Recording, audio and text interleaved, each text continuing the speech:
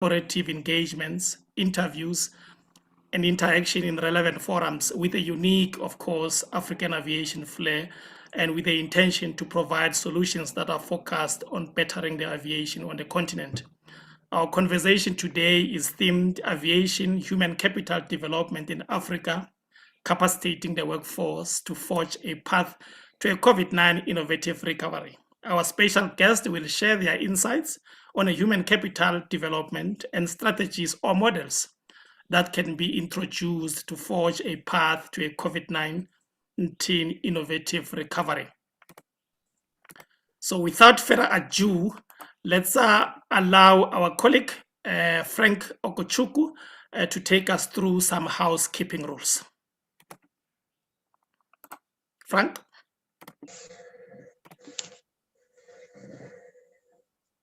Thank you, Frank.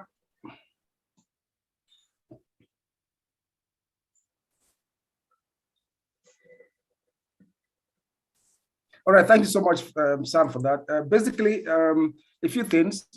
We're going to be entertaining questions from the audience. So on the chat box, please drop your questions. If you have any questions as we progress in this meeting today, drop your question in the chat box. We're going to take those questions to all our guest speakers today. Then, of course, this program is going to be done in two languages, English and French. So you need to select the language you want. Just go to interpretation on your status bar and select whether English or French. So you can actually have the program in English or French, depending on your preference. Like I said, questions are very, very necessary. Your comments and questions are welcome as we go through this program today. That's basically the housekeeping I just want to share with us. Thank you, Sam. Thank you very much. I think for that brief introduction and housekeeping rules, I think we are ready to kickstart. But before maybe then we go delve into the conversation, I think it's important for us to introduce our two speakers, which we have themed them the key speakers for the day.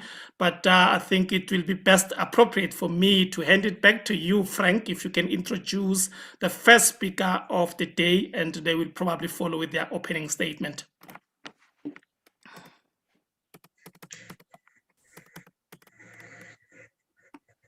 All right, so my first speaker for today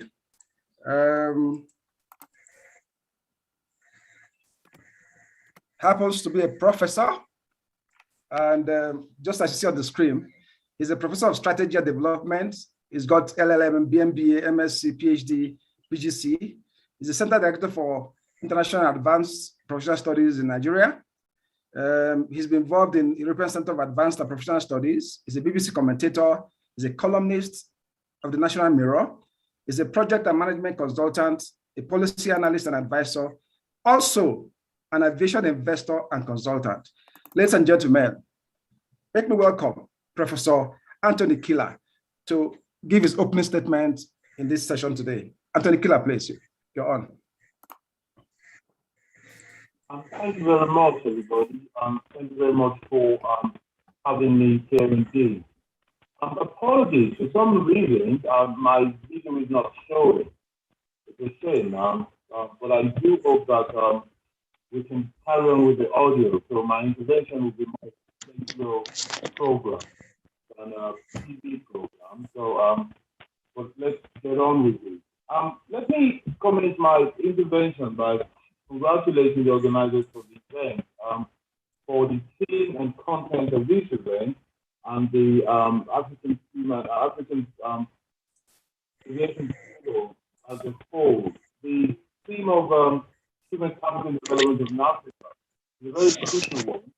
And let me also commend them on their punctuality and the organization, although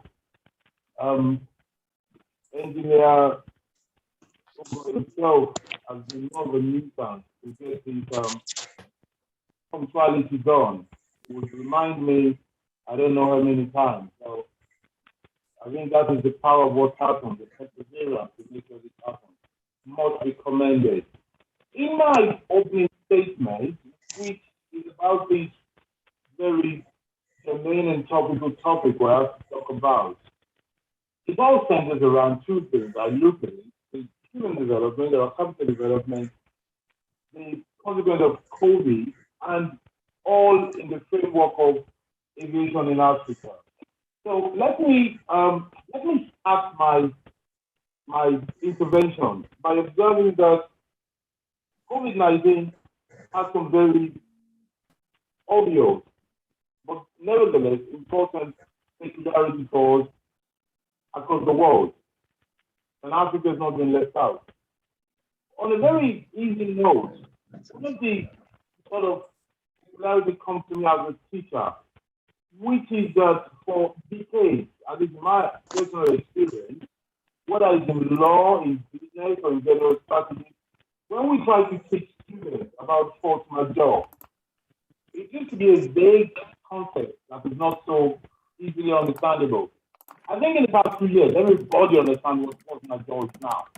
It has become a household concept that anybody can relate to, any industry you are. So force majeure is there, and now we know it. Another very deep and readily understandable consequence of the COVID-19 is the use of technology. I'm very glad to say that some of us were doing video conferences with Skype and other things many years ago, because we had collaborations across the world. But one of the things that COVID has done to us is that it has forced us to embrace technology more than ever. A very good example is the format we're using for today's roundtable, in which people are joining from across the world, and we're using this platform for webinars.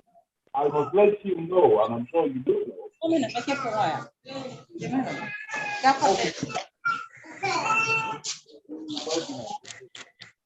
Together in a physical place. In our own industry, innovation industry, a unique peculiarity is the issue of reduced travel. Needless to say that for close to years roundabout, travel became almost non-existent. Airlines, travel agencies, and all auxiliary industries were on the ground because people were not allowed to move. It is also true that even now, travel restrictions are still there. We're just opening up, trying to cope with various policies across the world, various interventions and various worldviews about how we call it post-COVID, knowing it's not over yet, but let us say the shock. So we introduced the concept of not post-COVID, but post-COVID shock, is what we should call it. Because the phenomenon is still there, but what struck us in the early days was the shock, the surprise. Now we're getting used to it. Another peculiarity is health issues. More than ever, health has become a major issue in the aviation industry.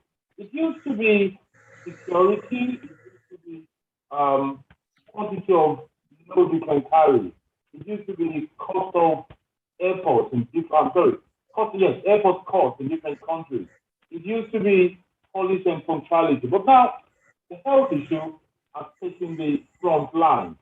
These are major peculiarities that have come up. Now, the consequences of this peculiarity are that A, people now deal with information more than ever. As operators, whether we are GDS, whether we're airlines, whether we're travel agencies, any auxiliary offices and services, whether we're analysts or writers or journalists in the aviation industry, what people expect from us more than ever is information. They want to know the laws in various countries. They want to know the requirements in various airports, and they want to have this information in the best, quickest way possible, and they want to be informed while these informations are changing, and they do tend to change. And to get this information, of course, we have to have this information for us to be able to give it. That's the sort of starting point. We need to have this information. To have this information and then to be able to provide this information, it is important that we realize that the only way now is technology. You wouldn't expect people to go to your office anymore to send papers. We have to find different formats. We have to find different formats to offer this information and these services to our users, our regulators, and our stakeholders who are involved in the aviation process. There is another consequence of the peculiarities of COVID, which I would invite colleagues in any area of aviation, which is the need to introduce new products and services. I call them new products and services because some of the products and services we have are outright obsolete, unnecessary, redundant, and totally analog. But even the ones that people are asking for us, we need to tweak them to meet this new modern times that we're looking for. A good example is what we have done with some companies that have asked for our help, which is to combine the service of personal travel with cargo business, so that the pressure of traveling will be less. That is just one very basic example. There's a lot of technical examples that can be done. Now, to do all the things that we said, to be able to provide information, to be able to provide new products and services, what we need is people. And when we say people, we need trained people. And that takes us to the question of human capital. So for us to go this path, we need development and human capital that are capable of meeting the modern challenge. Thank you very much. I will stop there. Thank you very much, Prof. Thank you very much. I think that was very insightful, even though I think I was battling on my side to hear you, but let's hope the audio quality will improve as we proceed. I think without further ado, let's introduce the second speaker that will be contributing to this conversation today. He is an aviation English instructor and also a training manager. He is coordinator of the ASECNA Autonomous English Language Design and Testing. He has a master's degree in human resource management from the International Institute of Management. He is also a contributor to the marketing and the communication activities in ASECNA and the ATO. Ladies and gentlemen, Joel Kamate from ASECNA. Joel, if you can just give us your opening remarks and touching on the discussion that we are having today. Over to you, sir. Okay. Yeah, good afternoon. Good afternoon, everybody. Kamate Joel, thank you for the introduction. I would like to thank Professor Kila for his introduction, and thank you very much for joining this panel. We're listening to you, Joel. We're listening to you. Can you see me? Yes, proceed. Okay, so thank you to the Aviation platform managers for inviting ASECNA to join this very important event. Please accept the special thanks and encouragements from the ASECNA General Director, Mr. Mohamed Musa. ASECNA is a great international institution created before the independence wave on December 12, 1958. It's of 17 African countries plus France. And the founding fathers of ASECNA had a great vision to create one of the oldest institutions and tools of integration on the continent. Unlike tens of other early regional institutions in a variety of fields, ASECNA member states demonstrated exceptional solidarity all over the years to transcend uncountable number of difficulties and difficult hurdles, among which this COVID pandemic. ASECNA has 4,884 workers in all aviation fields. The CEO is Mr. Mohamed Musa, and it covers an airspace of 16.5 million square kilometers and started to it by the member states. It manages 35 airrooms, Article 2, and 36, Article 10. It has 6 flight information regions, 3 schools, one in Niamey, the Airmac, one in Senegal, Ernam, and one in Douala, Cameroon, which is RC Firefighting School. All of them are trainer plus accredited and RTCEs. We have a total of 65 in all specialties, and we have a calibration, NAVET calibration service that we provide all over Africa. And we have a big project which is going to deal with a single African sky project based on the ADSB and SBAS implementation.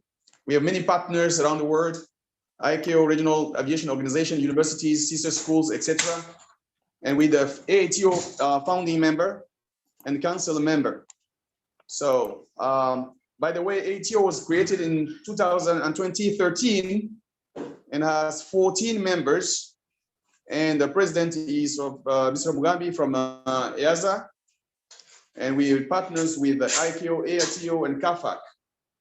AATO objectives are to promote cooperation among its members, promote the interests of its members in aviation training on the continent, promote the harmonized and standardized standardization of aviation training in Africa, and encourage the sharing of expertise among its member states or members and other aviation organizations. So I'm really delighted to be part of this event, and we do thank the organizers and welcome to all the participants, and I'll be ready to answer questions. Thank you very much.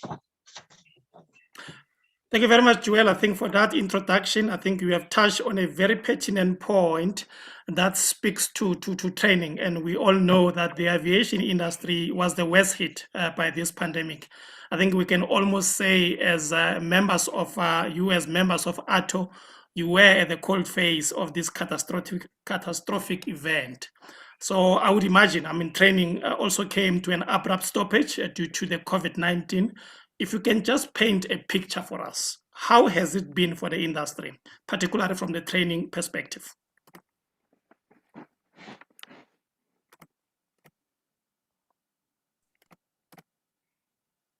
Joel, I'm not sure if you were able to capture the Thank you very much, Sam. As we were all taken aback from the training perspective, so we'll say that first that in 2019, the number of passengers was estimated to 4.6 billion. And with a projection for 2037 of 9.2 billion passengers. But in 2020, the skies went silent. So borders were closed, unexpected restrictions and social distancing everywhere. And in 2021, that the levels last seen in 1999. Imagine. So everything was like silent. I remember that picture in Addis Ababa airport.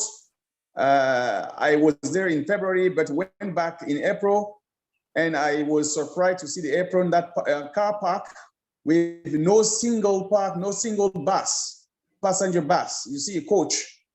For those who know Addis Ababa airport, Bole airport, you see that, you can imagine that crowded car park, not to talk about the parking area, which was almost empty.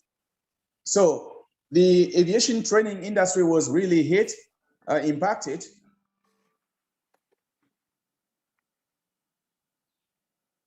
Cancellations of programs with no immediate alternatives, financial restrictions, drastic expenditures cut, including training budgets following alarming reports, even from the WHO.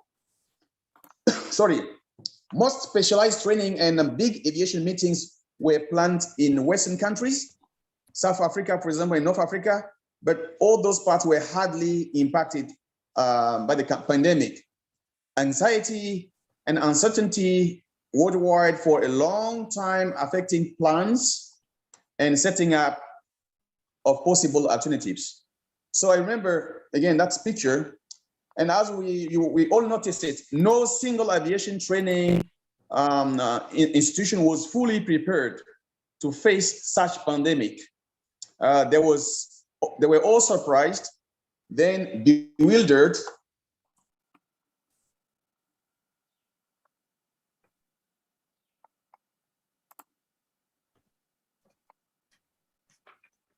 in the face of the scope of the disaster. Expressions like layoff, temporary leave, etc. Most of them without any prior preparation or information or consultation of the workers, leading them or adding therefore to more uncertainty and anxiety among the workers. So here is what I could say about that picture of what happened when that pandemic broke up. Yeah, thank you. Thank you very much for that deliberation, Frank. Yeah, thank you so much, Joel, for that. I'm going to go straight to Professor Killer on the strategy level with regards to, how this training issue can actually evolve and all that. Now, Prof, basically, all of these seismic events that took place, during the pandemic and that created a lot of casualties. And how do you think that businesses can actually bounce back, particularly with regards to how do you think aviation infrastructure can actually go back to training, those essential skills, technical skills that are required to keep the aviation industry going? What kind of strategy or business model do you think that they need to adopt with regards to technology today? Prof. Killer, please.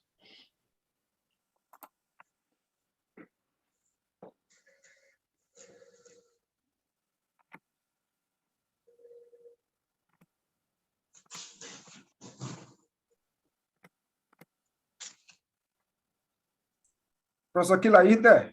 Are you there? Hello, Prof.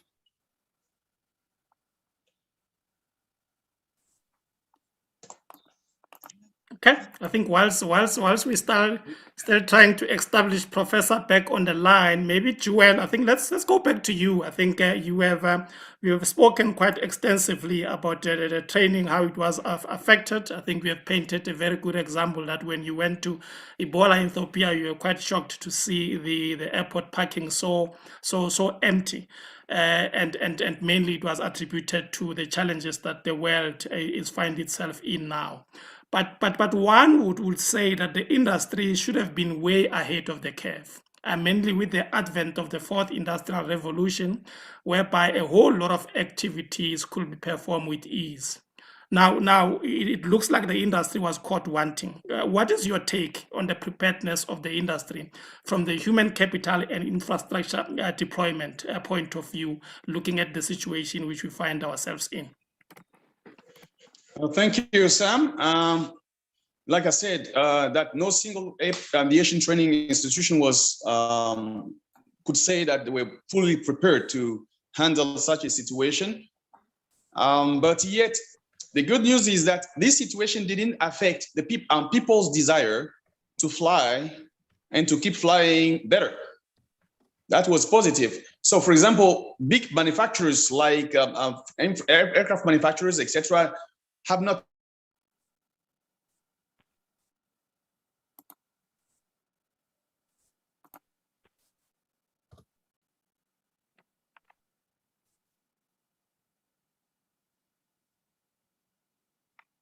we're listening, Joel. Seem to have lost Joel. Joel, are you still there? Technology today is amazing. Yeah.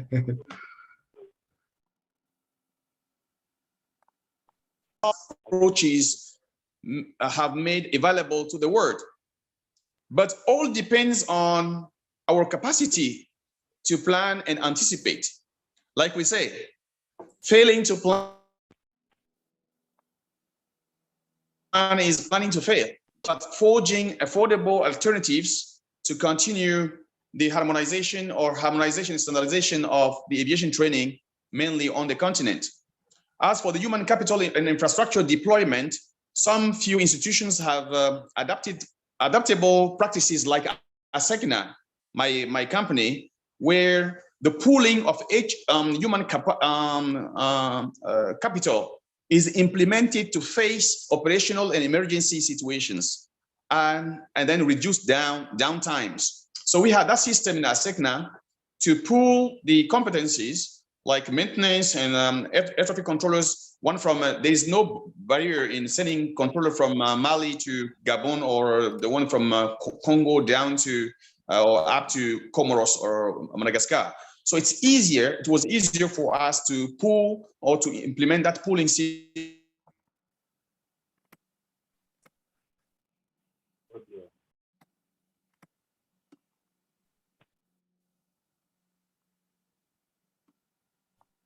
Sakamate? I think that the network is crazy. Professor Killer, are you available now? Professor Killer, please, can you just go ahead while we're waiting? Go ahead with the question. You got the question I asked earlier? Your question was about strategies to bounce back in regards to how developing human capital in the aviation space. What kind of business models do they need to apply? In regards to that. Yes, there are two major things that should be our guiding line in the aviation industry. Number one is to keep remembering ourselves that we are in one of the most regulated industries in the world and one of the most regulated sectors amongst all sectors. Being so regulated and continuously regulated, I must say, in the past it was security, now it's propelled, is that we need to understand that human development in the aviation industry, more than any other industry, is a continuous process. You don't train somebody and say you are qualified into the world. We need to keep on polishing these, our tools, which are like people, just the way we would sharpen knives that the bosses would use. The aviation manager of the future, I have in mind the image of a butcher that keeps sharpening their knives before they cut. And when they're not cut, in other habits, they just keep sharpening it. That is the way we need to keep sharpening our people. That is the general thing, because the situation will keep changing. One of the things that this COVID-19 has brought to us is the need to be able to manage and deal with emergencies. That is a very crucial aspect. We need to get used to emergencies because somehow there's something about humanity. Once you take something, once you're allowed to press a button, you tend to press it again and again. So the first thing was the general COVID thing. Then we started dealing with various variants. And dealing with various variants means that as we go along for a foreseeable future, we're going to be having restrictions or special policies for special countries. For countries to become special because they're suspected of being open to certain threats. To that extent, the strategy will be, therefore, to continue training and to be prepared for, it's not emergency, exceptionality. For me, in the field, that is what we need to be looking for. Remembering that in the regulated industry and regulation meetings, and that the service providers, because of COVID, exceptionality should be part of our model of dealing with things. There should always be training for what we do in case anything happens. So the training of the future should be based on strategies of scenario building. What will happen if all of a sudden overnight, they tell us we cannot fly to that country? How do we deal with it? What will happen if all overnight, they tell us that the level of cargo will be variated, increase or decrease? What will happen if all of a sudden we're not allowed to print paper and so on, those are possible leads? Scenario building, remembering regulation in all we do. And our people should be trained. Communication more than ever becomes an important thing. It is not good enough to know the regulation. It is important to be able to give this information to travelers in the language they understand and in the format they would be able to access. It is not enough to say I sent you an email so you should know, or to tell people to read the fine print. If we do not want trouble at our checking in desk, we need to make the information very easily understandable, visible, and accessible.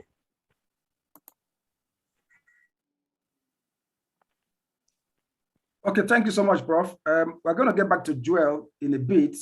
But before we do that, I think, Joel, your network has been flaking. But before we do that, we're just going to shoot a very short video from a pilot perspective with regards to the COVID. It happens to be flying for one of the major Eastern airlines. Is actually, his name is Captain Kofi Atieno. He's a Boeing 77 commander. He flies in the Middle East. He's been flying for 18 years. And he actually he's flown most of the Boeing series of aircraft and all that. He has an MBA from Ghana Business School and also studied aviation science at Embry-Riddle Aeronautical University. So I'm just going to bring him in right now to just share his video in a couple of minutes. Please, we would like to take your questions. Send your question on the chat room, on the chat box, so that we can take those questions and ask the two speakers as well. So I'm going to be showing a little bit of video that Captain Kofi present to us in a bit. And just before I do that, I just want to acknowledge the Director of Operations at SECNA, Louis Bakianom, who is in our midst here today. You're welcome, Director of Operations at SECNA. Let me just go ahead and shoot the video right now.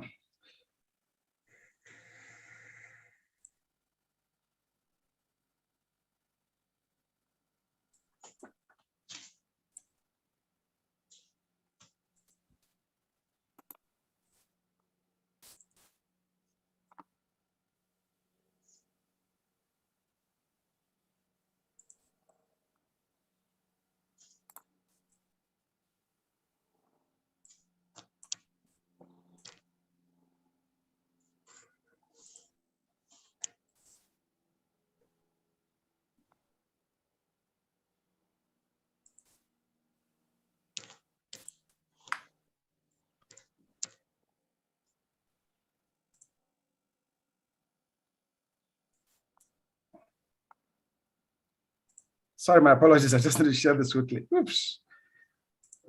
Okay, good.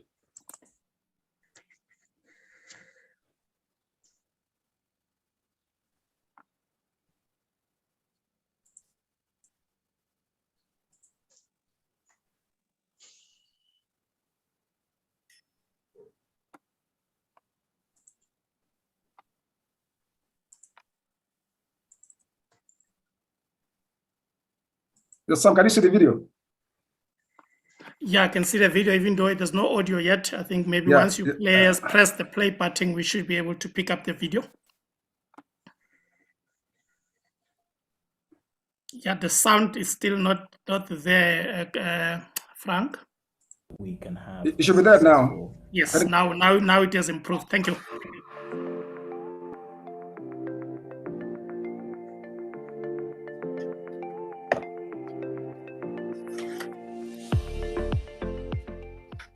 On survivability, I believe there should be no doubt in our minds as to our ability to recover. After all, the potentials remain, the opportunities remain, and so our services and the industry's relevance remains, and therefore the ability to recover should exist. Let's not forget, as Africans, that we have faced so many other calamities. As much as COVID may be the talk of the time, our calamities in some cases have been more extensive than COVID itself. Racism, colonialism, the wars that have devastated countries for years, and yet you see economies being able to build themselves, yes, with difficulty, but they've been able to do so. So therefore, the capability does exist. Now, this having been said, of course, our focus going forward must be right. It must be appropriately aligned to the challenges of the day, and of course to challenges that we may encounter in future. I did talk, for instance, of areas of excellence being core flying skills, stick and rudder skills, management skills. You do find that traditionally it has been considered that stick and rudder skills were the main component of any pilot's skill set. Over time, however, a shift is occurring such that management skills are now the primary requirement, and going forward, this seems to be the case. So, for instance, in training and in our focus going forward, we should be looking to equip our people to possess skills along these lines and not just remain, as it were, stuck in the past. Additionally, we must also be willing to embrace new technologies and new ways and means of disseminating the information. The training will always remain the same. In other words, it will always be skill and knowledge transfer of some nature, but it can be done more efficiently, perhaps more cheaply, even as we are doing here, giving access to very many more people using technologies that are available to us. We must be willing to embrace.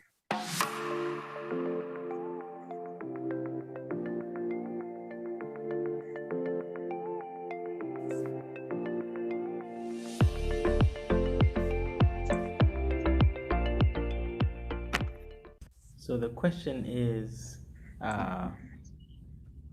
within circumstances of COVID that people have lost their jobs, how can one remain useful to society?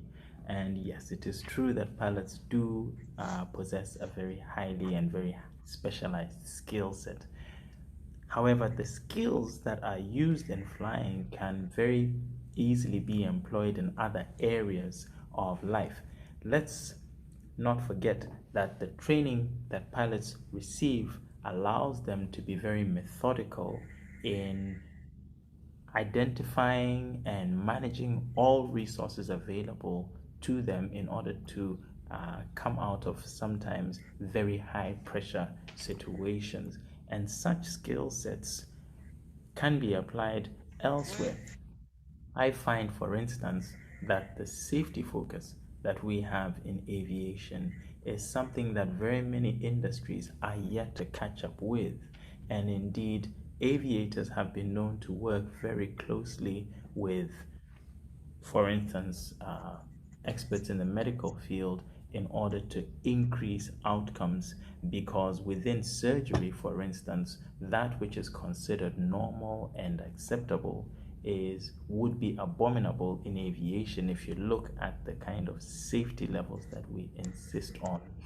Uh, Atul Gawande, he's a very famous surgeon in the United States, is known famously to have benefited from such an interaction with aviators.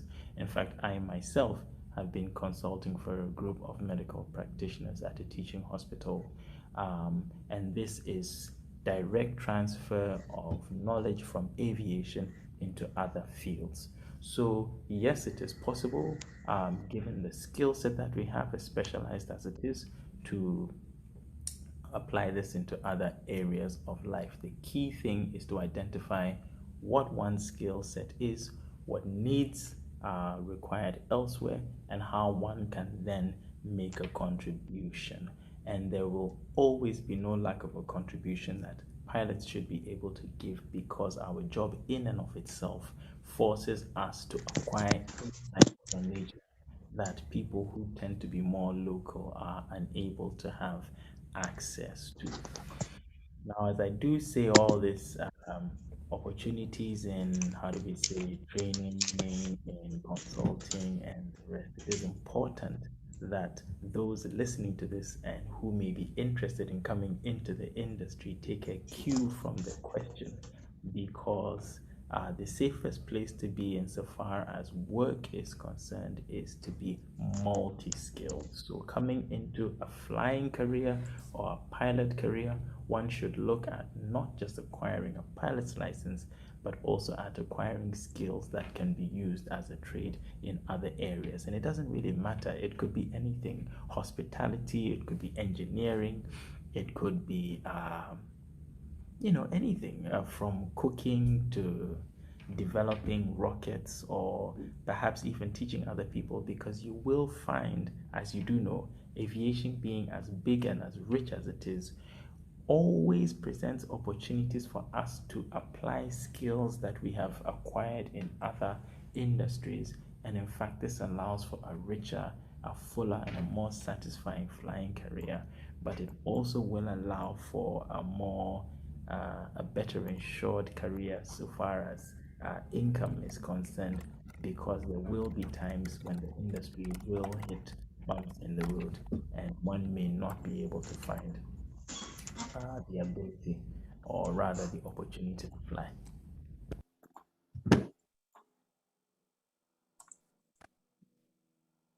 Thank you very much. I think that was that's quite insightful, hearing it directly from those that are on the ground, those that are directly affected by the human aviation capital development on the continent that is mostly affected by what the world is going through now, called the COVID-19 pandemic. But we didn't only source the perspective of the pilots in this regard. We went ahead and managed to secure the appointment with the air traffic controller from the eastern bloc of this continent, who happens to be the president of the Kenyan Air Traffic Controllers Association. She will be joining us. We'll be bringing her in now just to hear her perspective on the discussion that we are having today, and hear her input. She is a senior air traffic controller with over a decade of experience. She's currently working as a terminal radar controller at the Jomo Kenyatta International Airport in Kenya. She took over as the president, as I've indicated, of CATCA in October 2020, after serving as a deputy president for 1 year. She is focused, determined, self-driven person, and a good team player. Ladies and gentlemen, participants, the CATCA president, Maureen Isika. Madam, welcome and thank you for joining us. Good afternoon, everyone. Thank you very much. It's good to have you here. I think in the interest of time, I'm just going to shoot straight as someone who is quite involved in the air traffic control, be it from the association specific, area, or in a position. We are hearing from all quarters that the exorbitant cost of aviation training have always been regarded as one of the barriers of entry. And the pandemic has even made it worse, with the ANSPs not being able to generate any revenue due to the reduced air traffic movements. Where does this leave the future of air traffic control training? And what do you see as the low-hanging fruits for the industry to bounce back swiftly? Okay, in regards to training, especially at the entry level, my suggestion would be with the reduced revenue from the ANSPs, if it's possible to get the trainees to train in form of a loan, that they're able to be trained and the cost is recovered slowly with time, or if possible, upon training, upon rating in the field, maybe they're bonded for a certain duration of time for the CAA to be able to recover its cost. In regard to continuous training, the ratings thereafter and whatnot, I'm looking at a situation where we may need to move to emphasize more on simulator training, where more hours, especially in these times where we still have states that have low traffic, we lay more emphasis on simulator training, where you are able to simulate even a higher volume of traffic, as it were, pre-COVID, so that the student is able to train with high levels of a volume of traffic and be transferred to the desk for OJT training for a smaller duration. In such an instance, you're sure that thereafter they are able to cope when the traffic volume increases. At the same time, this mode of training can also be used in the currency training. We've had low volumes of training of traffic. It's picking up, but rather slowly. For currency purposes, so that we are all not, as ATC, we are not caught foot down when traffic resumes to its levels or higher, probably in the near future. Recurrency training can also be done in the simulators. In regard to this, also in training, maybe for the countries that don't have an aviation school, we are lucky to have one, but those that do not have, maybe the trainings for the classroom part can be converted to virtual training, and even more probably the exams administered virtually. Then in an instance where they need to do simulator training, then the cost will be less for the CAA to be able to facilitate those students to travel to a country where they're able to train on the simulator. That's my take. Thank you. Thank you very much, Maureen. Actually, I'm tempted, before I go back to Frank, maybe, I think you have touched on very important points that speaks to simulated training and all of that. But one may ask a question that, how do we ensure that the advent of all these technological advancements do not compromise the quality of ATC training? What do you see as opportunities that we need to leverage on and ensure that we don't compromise the quality of training?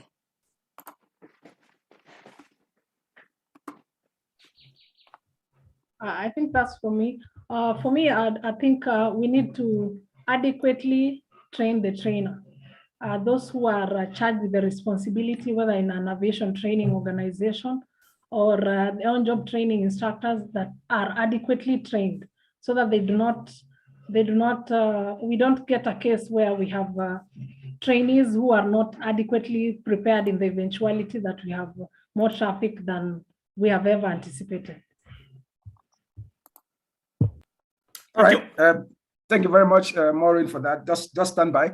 And I'm going to go back to Joel. Joel, where you actually in the process of actually answering the question that Sam asked earlier on, but network had to cut you off basically. Can you just try and wrap up on that question and just give us your take on the question that Sam asked earlier on? Joel, please go ahead.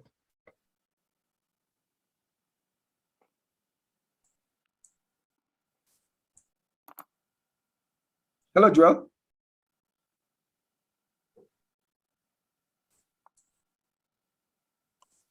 I think you are still on mute, Joel. Joel, you're still on mute. It's on now. Yeah, it's on now. It's on now. Yes. So, do you mean the question about preparedness of the industry? Correct. Yes, yes, yes. Yes, I was saying that, I'm sorry that it was broken. I was saying that no industry, no single aviation institution was ready or could say that they were fully prepared to face such a pandemic. And they were all surprised and then like bewildered or in the face of the scope of the pandemic or the disaster. But I was saying that the good news was that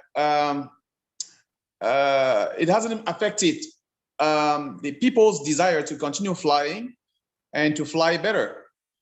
For example, the big manufacturers have not stopped to do research to help achieve longer-term sustainability goals using the 4IR components.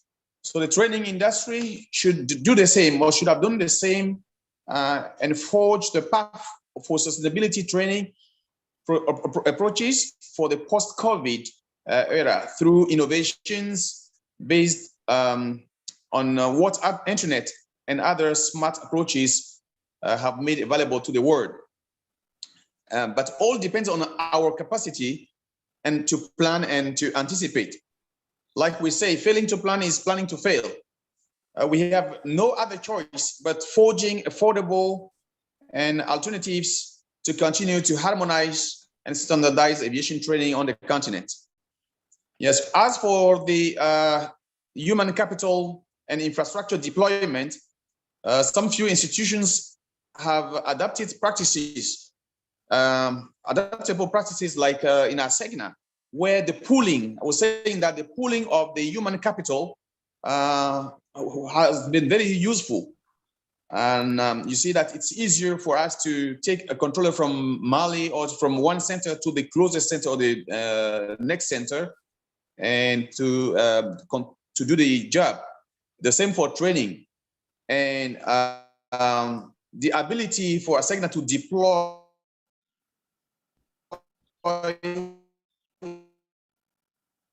its high-tech NAVET calibration, the 16.5 million square good example of infrastructure deployment amid unexpected situations like this. So it's obvious that not very much has been done in terms of training tools, which integrated the most advanced 4IR offers. So that's what I was saying about the preparedness of the industry. Sam? All right, thank you. Thank you very much, Joel, I think, for that intervention. I think I'm going to go back to Professor Killer. I think the aviation industry has, for the longest time, been regarded as a global village on its own, where we have a lot of closed system. Now we have since realized that there are new and emerging disruptors that are making inroads into the industry as serious competitors. So as an industry, how should the industry respond to this? What are the competitor analysis models that are there that can be implemented to safeguard the industry? Or is there a need to implement any competitor analysis model from your point of view? Well, I think that it is important to understand that the aviation industry is a unique industry. The competition is an optional competition, which is not the major. If we talk about competition in the aviation industry, it is an intra-competition. Nobody is going to decide to drive from Johannesburg to London instead of flying. You know, what you can decide is, do you go with this airline or do you go with the airline, the other airline? Nobody can do otherwise. Nobody can say, we're not going to land in airports anymore. We're going to land in school compounds. You always need airports. If anything, all you can do is to decide, should we use airport A or airport B? So to that extent, it still remains global. But I think the model we need to do to embrace, to me, is more of partnership. We need to emphasize on partnership, collaboration, and communication within the sector itself. Airports and airports should collaborate and communicate. Airlines need to communicate and collaborate more so that we can share information, share the risk, and then take a common line. In the case of health, we're going to do ourselves a disservice if we allow loopholes to happen in which people have the idea that one airline is more user-friendly than the other, or that one airline is more responsible than the other.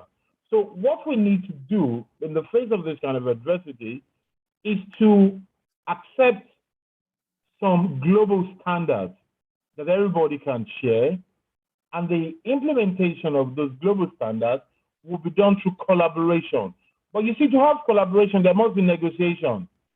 There's no point any regulator, whether national or international, forcing down the throat of anybody guidelines, no matter how good. So the way forward will be for all stakeholders, regulators, operators, vendors, and suppliers included, and some people are even arguing users as well, to come together to identify the issue and to then make provisions for policies that would allow it to fly. Anytime we see to regulators, we need to remind regulators, and regulators need to remind themselves that their duty is not to stop people from flying, it's to make sure they fly safe, so that they do not make draconian laws that seems to be there to punish operators and users. By the same token, and we don't need to be ashamed of this, operators in the aviation business are there to make profit with no apologies at all. So we should go in there as operators to look for profit, but in return, to give quality services that would justify our profit. So the model to use is not to be scared of competition, because we're there. You know, it's not a monopoly, but you know, there's a need to use aviation. People use aviation not out of a whim, but out of need. The point is, globally, collectively, we need to make the services better and safer. Then individually, as organizations and brands, we need to just be smarter and more reliable. And the way to do this is to keep improving our products and services and keep understanding our users more. Understand their constraints, their aspirations, and their desires.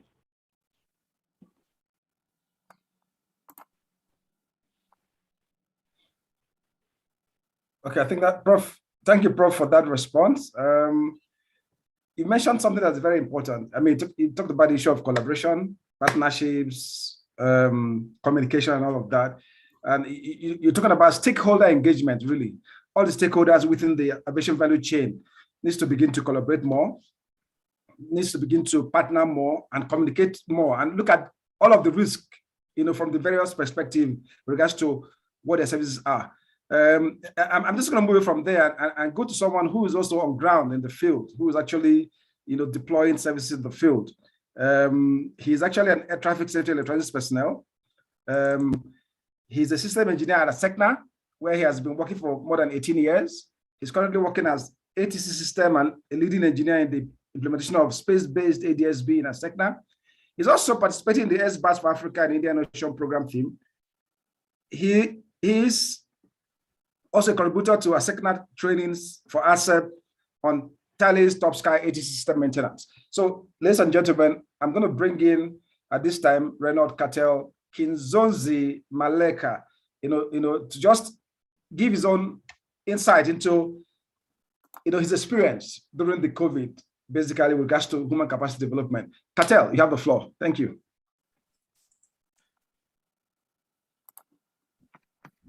So thank you for giving me the floor, and thank you for inviting me to share and accept perspective of the topic of the day. So yes, it's true that because of the COVID-19, training plans have been strongly affected. So organizations prefer to focus on their primary mission, which is good, but the thing which is also true is that primary mission is done by people, and these people need to be trained continuously. Training should always be a priority, in fact, because training increases motivation, and once someone is trained, he gains in skills, in confidence, in self-esteem, and at the end, the organization gains in productivity. So despite the COVID-19 pandemic and the situation we are facing now, I can suggest some ways or some possible solutions to try to maintain a good level of training for the people who work to accomplish the mission of each organization. First of all, I'm thinking of to encourage internal training. One of the previous speakers talked about that, to make that the most experienced and skilled people train the less ones, to train the trainers, to give them a good training so that they can train their colleagues. And a second solution could be to invest in online training when possible. I know that the ideal, of course, is to do face-to-face training for better interaction and concentration, but with limited means, online training may be a very good alternative whenever possible. For example, when doing a training which needs both theoretical and practical skills, the theoretical part can be done online, and then the practical part can be done face-to-face in order to reduce the costs, but also to maintain a good level of training. And the third one is something on which I would like to insist, is the self-training, because technologies are evolving very quickly, and organizations used to organize trainings only when needed. So I think that people also have to develop the culture of training as at their own expense to remain competent.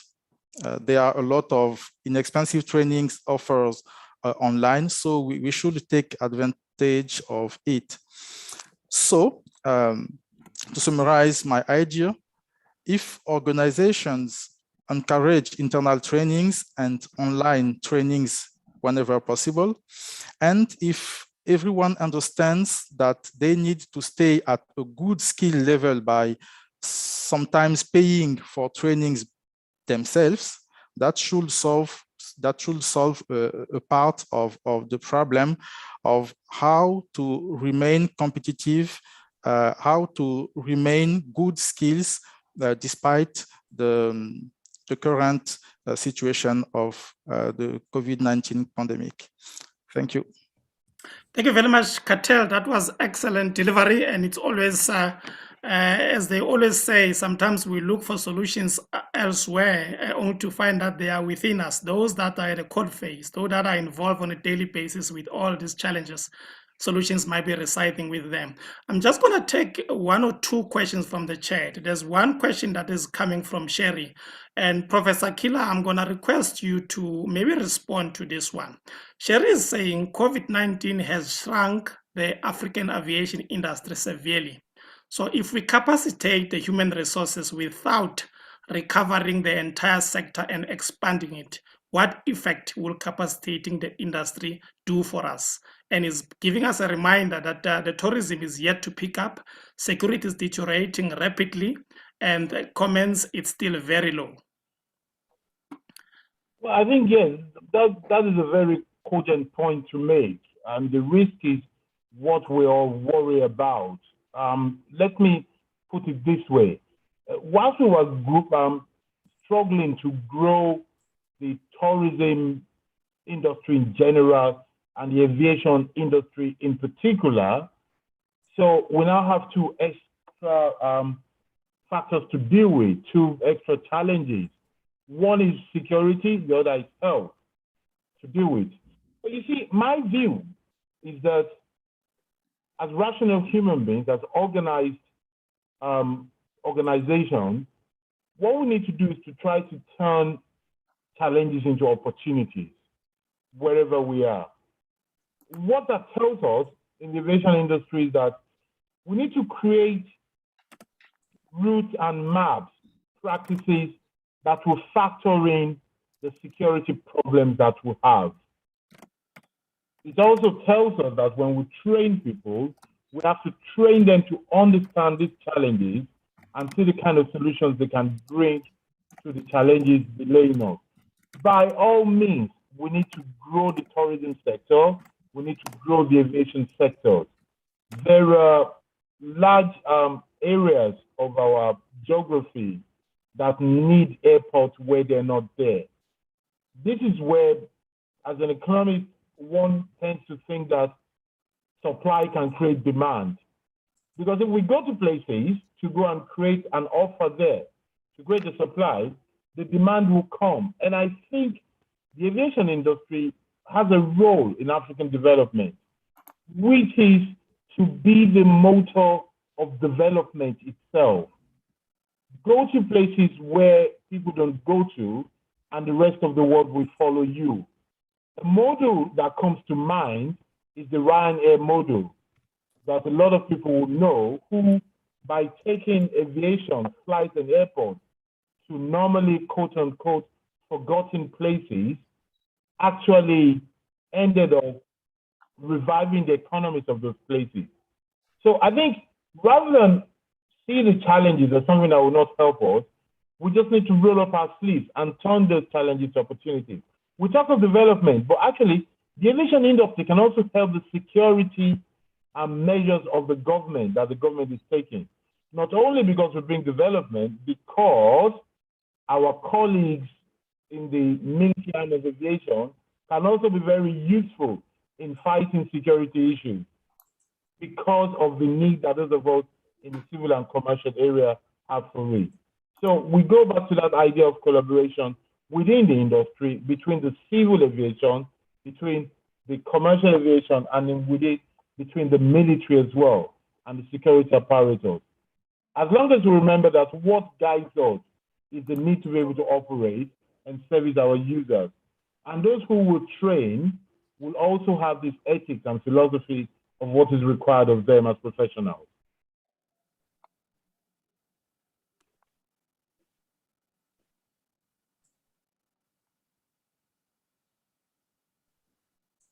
Thank you very much, Professor Killer. Thank you very much. I think that was quite insightful. I think time is against us, as always is the case when we have these robust conversation. I'm just going to ask every panelist now to wrap up, just to give us the closing remarks.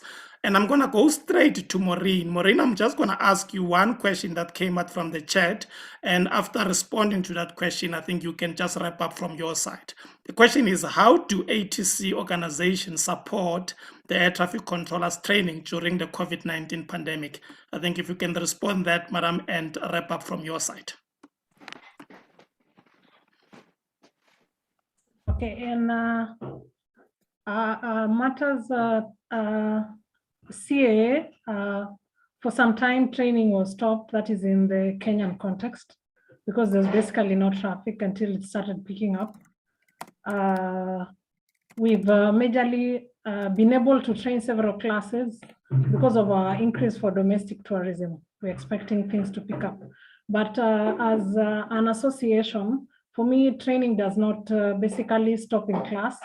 We had an initiative from one of our association members through which we were able to regularly be able to share information, especially on emerging technologies. It was a knowledge sharing platform. So all of us were able to learn about anything else that will be coming, and maybe after things normalize in terms of technology.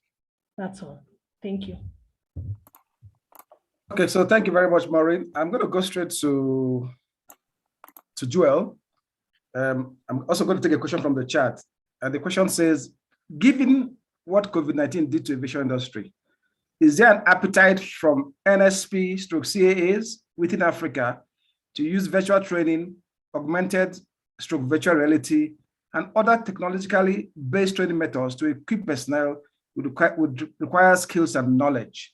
Joel, take this question and just do your closing statement. Thank you. Thank you very much, Sam and Frank. And yeah, with this, the pandemic, there is a huge, like I said, there was no anticipation on the what was going to happen. But we need to focus on developing the human capacity. We want to develop the human capital and focus on the 4 steps in the HR management system, like recruiting and hiring, onboarding and engaging, retaining, developing, etc. Now, like I said, there's still the desire for the flyers. They still desire that desire for the users to continue being trained, to continue flying, etc. Now, it's up to the training schools and aviation industry, NSP, CAAs, all to come together. Like Professor said, Anthony said, that we should come together, cooperate, and work together, and avoid the redundancy, avoid putting into place too expensive systems or training programs that would not be affordable. So yes, we have a tool. There is a good news for Africa. We have ATO, which is the African Association of Aviation Training Organizations. ATO based in Addis Ababa, and it has designed a roadmap for training for Africa and validated in 2019 in Kampala. And that's ATO is like the training arm of ATO, ICAO in Africa, and in the approach, there is a need for us to develop that pooling of resources. One might say that, okay, there is a sort of drain of brain drain, as people are looking for the most qualified expertise. But Africa also has to be very cautious about that, the ways and procedures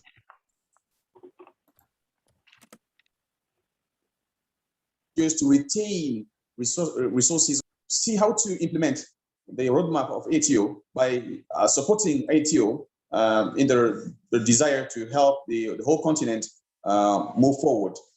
ATO implemented or gave the necessary data to AFCA and to AFIPLAN regarding training on the continent. And then we should therefore continue to, after that COVID pandemic, train the personnel. Like Maureen said, we need to care about quality service. As we're training, we still need to make sure that what we're providing to the staff is good and appropriate or meets the requirements. So to go to two last points, I would like to, with your permission, to just give some few points that the continent might expect from ASECNA, my company, and share the experience we have there with the attendees. ASECNA is a very experienced and major ANSP on the continent, and would like to the whole continent to look at these three major things. Like we have a project that is addressing single African sky. It's a very important program for the General Director and a part of the African Union vision to have a single safe African sky. And that will be possible by the implementation of the ADSB surveillance system, providing a total surveillance over the African sky. Catel just brushed it a bit, but we need also, we're just working towards the implementation of the SBAS technology. SBAS technology in the African airspace, studies are completed and the implementation is in sight, and we can cover a whole continent, but yet we need to train the appropriate staff to use it.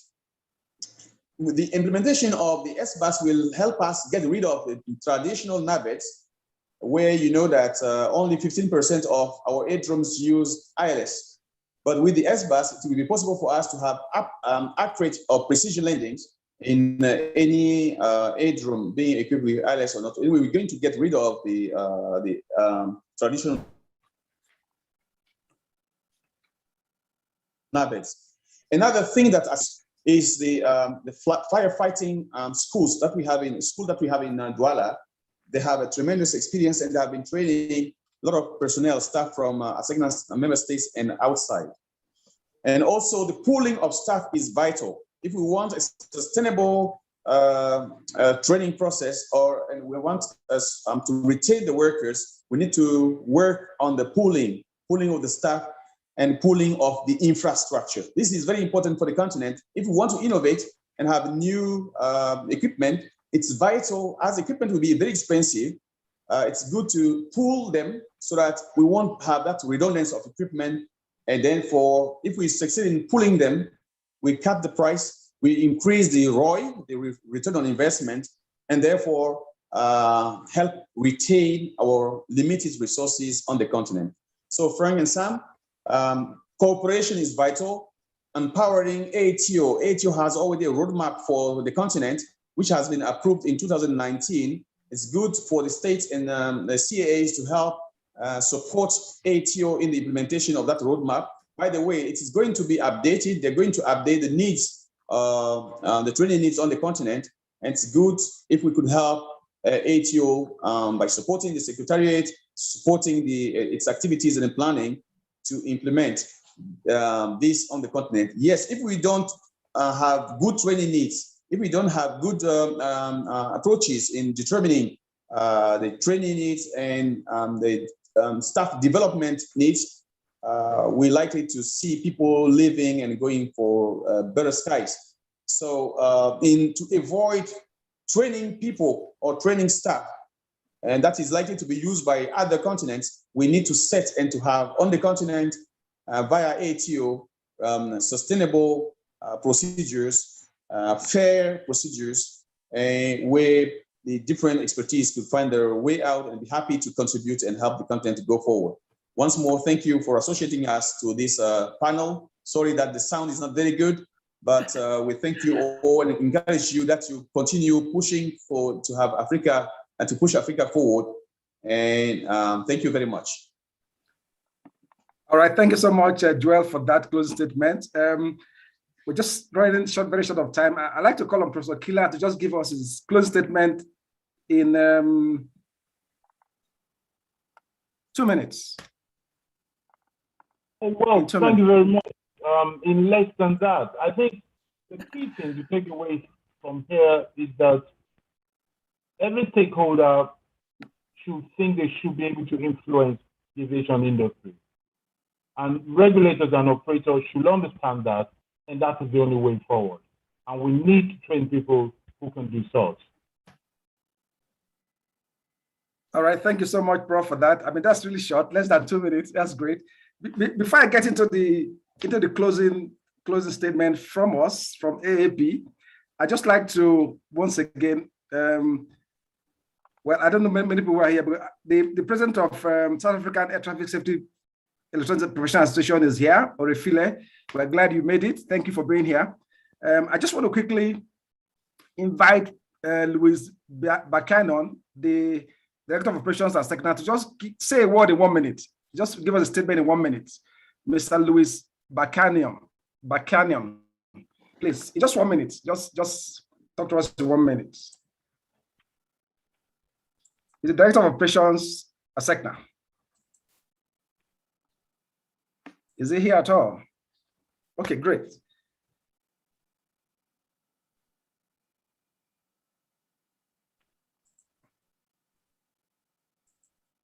All right, ladies and gentlemen, distinguished guests, ladies and gentlemen, we are grateful and we appreciate you being here with us today. Unfortunately, we have come to the end of this session. This meeting is recorded, and everybody who's registered, we're going to send the link to you guys to download the video for this meeting. It's recorded, so you can actually also play it back as well. So I'd like to thank Professor Kila, Joel Kamate, Maureen Sika, Renaud Cattell, and Captain Kofi for their insightful contributions, and also our distinguished participants and the media professionals who are here with us today. To you, the participants, I hope this session has been very insightful for you, that you have gained some insights that will aid you make contributions to rebuild, reset, and renew your sector. This is our sector based with regards to human capital development, going forward, in spite of the COVID. I mean, aviation still remains the backbone of the global economy.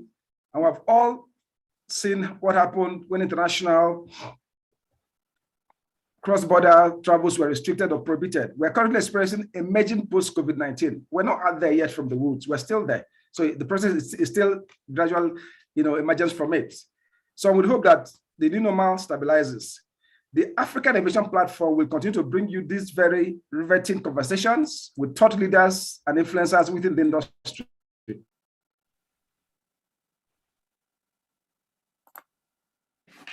We have an exciting lineup of speakers in store for you. MDs, CEOs, presidents of professional bodies through our feature titled Conversation with the DG CEO and President, and with other distinguished aviation professionals as well. We'll ask those burning questions on your behalf, should you deem them career limiting. If you ask them yourself, to the DGs and CEOs, you might be doing excellent work in advancing aviation in the continent, and you are too modest to talk about it. We'll blow your horn for you, blow your trumpet for you. The same will happen when accountability is required. We aim to have this conversation twice a month.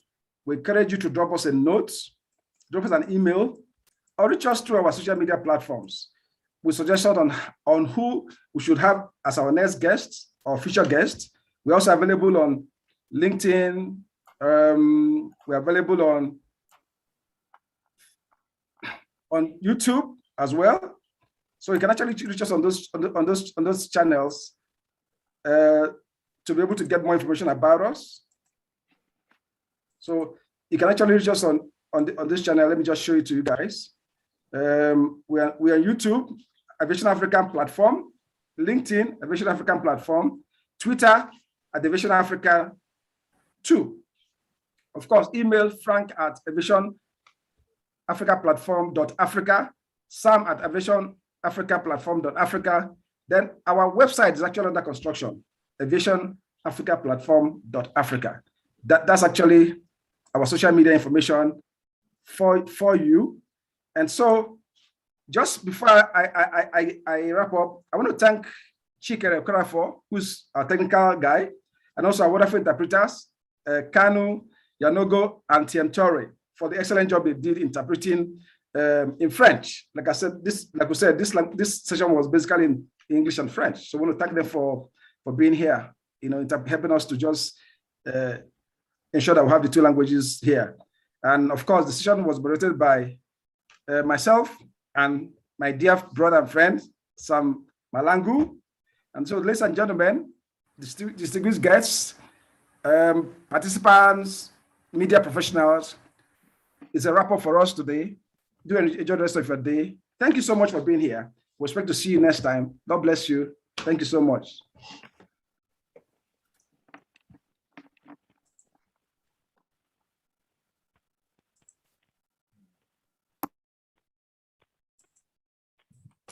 Thank you too, and God bless you too. Thank you, Frank and Sam. This is Boate from Ghana. Oh, Boate. Oh, how are you? Thank you. Thank you, Boate. I'm fine. I'm representing Gatsi. I'm great. representing Gatsi.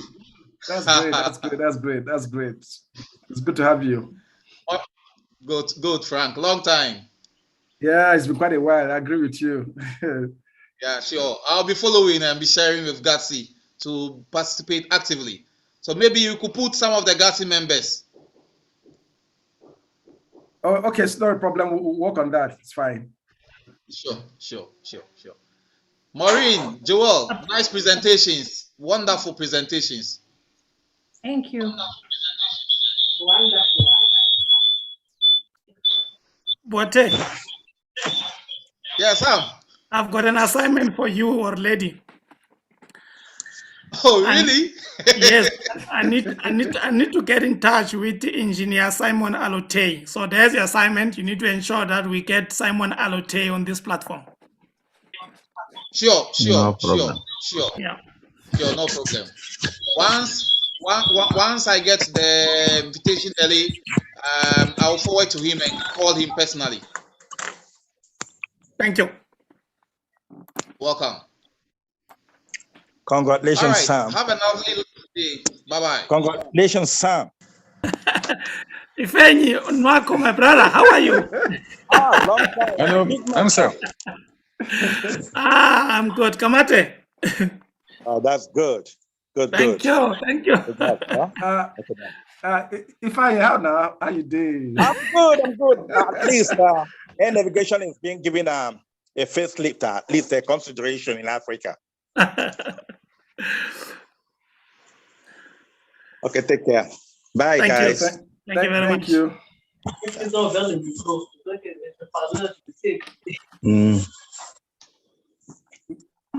Mr. Bakanion, are you still here? Mr. Louis? Hello, brother. I'm sorry. I was following another meeting. That's why I couldn't follow the hand. But at the beginning, I was with you. And I wanted to appreciate what has been done and all this presentation. And I do appreciate intervention of the doctor and also my younger brother, Paul Kamate, and my sister from Kenya. I used to talk very long time with her, and I do appreciate all what have been said. And it is that way we need to do in order to help our continent to go further. We have many challenges, and we need to work together and give us the same idea in order to improve our. So I want to thank you for the opportunity you gave our people, our African people, to work together and to move toward together for a bright future for our continent. Thank you. Thank you very much. I appreciate all your support. Appreciate your support, Mr. Louis. Thank you so much. Okay, thank you. Bye.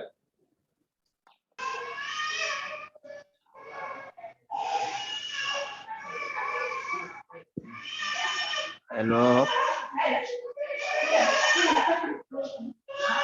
Good morning, everybody.